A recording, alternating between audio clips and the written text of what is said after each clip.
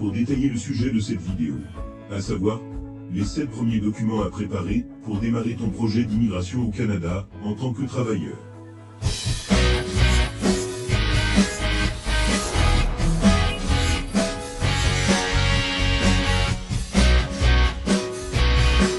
Pour t'installer au Canada, tu dois être accepté dans l'un des programmes d'immigration disponibles.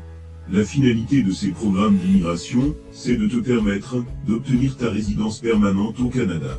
Tu dois donc te préparer, dès le démarrage de ton projet, à être en mesure de fournir les documents et informations qui sont demandés par les autorités canadiennes dans le cadre des programmes d'immigration.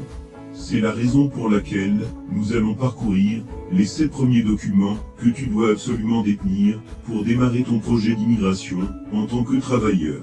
Allons-y. Document numéro 1. Passeport valide. Pour partir au Canada, tu dois voyager avec un passeport ou un titre de voyage valide. Pour cela, ton passeport doit remplir les conditions suivantes. Être un document juridique. Ne doit pas être expiré. Faire partie des passeports acceptés par les autorités canadiennes. Avoir au moins 6 mois de validité restante après la date à laquelle tu effectues ta demande de résidence permanente. Contenir au moins une page vierge sur laquelle pourra être apposé ton visa canadien. Par conséquent, tu dois vérifier que ton passeport remplit toutes ces conditions. En effet, selon ta situation, tu devras peut-être renouveler ton passeport avant de postuler à un programme d'immigration. Passons au document suivant. Document numéro 2. Tes pièces d'identité et de statut civil. Ces documents servent à prouver ton identité et ta situation civile actuelle. Il s'agira notamment de carte d'identité nationale, carte de séjour ou de résidence si tu résides hors de ton pays d'origine, acte ou certificat de naissance, acte ou certificat de mariage si tu es marié, acte de divorce si tu es divorcé, acte de décès si ton conjoint ou enfant est décédé. Tout autre document légal, accepté, justifiant ton identité et ton statut civil. Attention, tous ces documents doivent être présentés en langue anglaise ou française. En effet, tu devras peut-être les traduire, en anglais ou en français, par un traducteur agréé, avant de postuler à un programme d'immigration. Découvrons le document suivant. Document numéro 3. Résultat de test linguistique reconnu. Pour immigrer au Canada, tu devras démontrer que tu as le niveau minimum exigé en matière de maîtrise de l'anglais ou du français. Ta maîtrise de l'anglais ou du français sera évaluée suivant les référentiels canadiens. Il s'agit notamment des niveaux de compétences linguistiques canadiens, NCLC, et des Canadian Language Benchmark, CLB. Pour démontrer ta maîtrise de l'anglais ou du français, tu dois donc passer au moins un des tests linguistiques reconnus par les autorités canadiennes. Les tests actuellement reconnus pour le français sont les suivants. TEF Canada, test d'évaluation de français. TCF Canada, test de connaissance du français. TEFAQ, test d'évaluation du français adapté pour le Québec. TCF Québec, test de connaissance du français pour le Québec. DELF, diplôme d'études en langue française. DALF, diplôme approfondi de langue française. Les tests actuellement reconnus pour l'anglais sont les suivants. IELTS, General Training, qui est le système international de test de la langue anglaise. CELPI, General, qui est le programme canadien d'évaluation du niveau de compétences linguistiques en anglais. Par ailleurs, il n'est pas nécessaire de faire tous ces tests. Les 2 tests les plus utilisés couramment sont les suivants. TEF Canada, pour le français, et IELTS, General Training, pour l'anglais. Pour mettre toutes les chances de ton côté, il est recommandé d'effectuer les 2 tests linguistiques, anglais et français. Enfin, au moment où tu présenteras ta demande d'immigration, le test linguistique effectué devra dater de moins de 2 ans. Voyons à présent le document suivant que tu dois préparer pour démarrer ton projet d'immigration. Document numéro 4. Rapport d'évaluation de ton diplôme d'études. Les programmes d'immigration au Canada exigent en général un niveau de scolarité minimum. Tu devras donc justifier que tu possèdes ce niveau de scolarité minimum. Par conséquent, si tu ne disposes pas de diplôme d'études canadien, tu devras faire une équivalence de tes diplômes d'études obtenus hors du Canada. Cette équivalence se fait au moyen d'une évaluation de tes diplômes d'études, en abrégé EDE. Cette évaluation se fait obligatoirement au travers d'un organisme reconnu par les autorités canadiennes. Voici la liste des organismes actuellement reconnus. World Education Service, en abrégé WES. Comparative Education Service, en abrégé CES.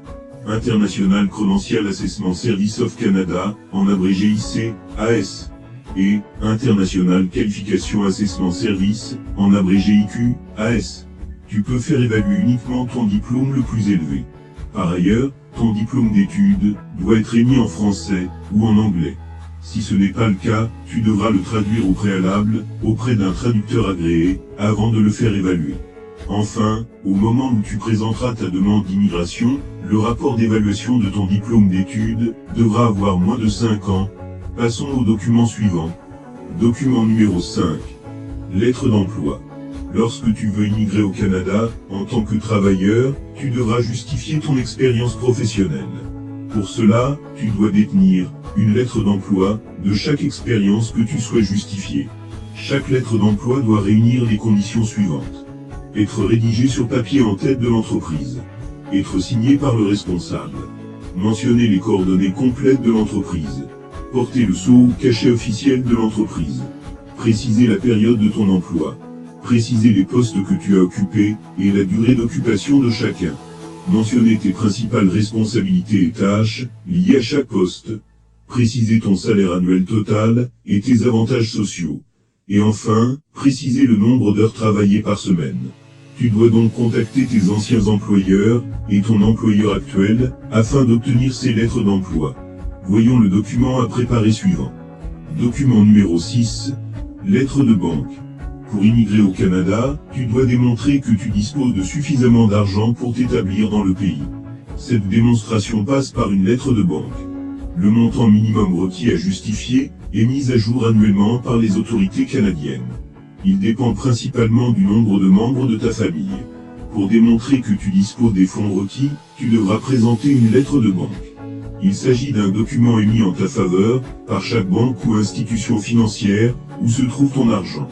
Pour être accepté comme preuve de détention des fonds, la lettre de banque doit remplir les conditions suivantes.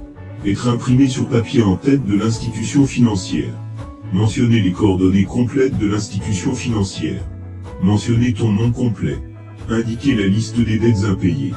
Et enfin, préciser les numéros de compte bancaire, date d'ouverture, solde actuel et solde moyen des 6 derniers mois. Tu dois donc contacter ta banque afin qu'elle émette cette lettre pour toi.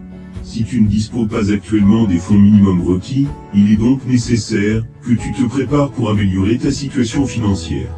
Par ailleurs, tu peux être dispensé de fournir une telle preuve de détention des fonds suffisants si tu détiens une offre d'emploi valide d'un employeur canadien. Découvrons à présent le 7e et dernier document que tu dois préparer pour bien démarrer ton projet d'immigration. Document numéro 7. Certificat de police. Le Canada vérifie les antécédents judiciaires des personnes qui souhaitent s'installer sur son territoire.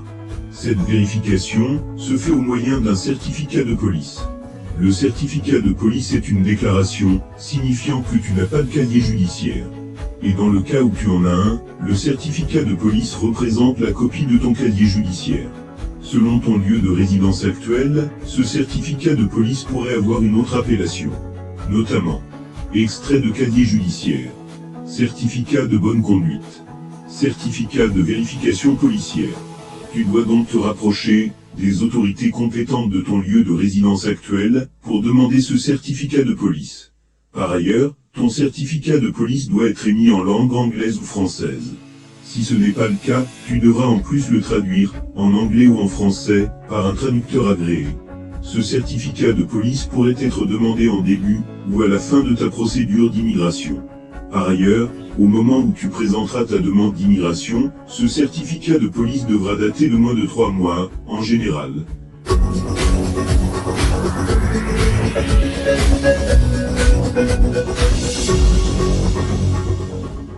Voilà, tu connais à présent les documents que tu dois préparer immédiatement pour être en mesure de soumettre une demande complète et exacte.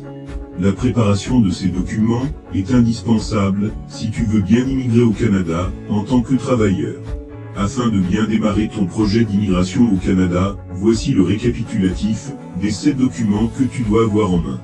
Document numéro 1. Ton passeport valide. Document numéro 2. Tes pièces d'identité et de statut civil. Document numéro 3. Résultat de tests linguistiques reconnus, en français, en anglais, ou les deux. Document numéro 4. Ton rapport d'évaluation de ton diplôme d'études. Document numéro 5. Tes lettres d'emploi. Document numéro 6. Ta lettre de banque. Document numéro 7. Et enfin, ton certificat de police.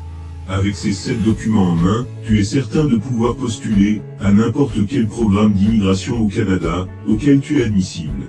Commence donc à préparer ces documents dès maintenant pour te donner toutes les chances d'avoir un processus d'immigration fluide et rapide.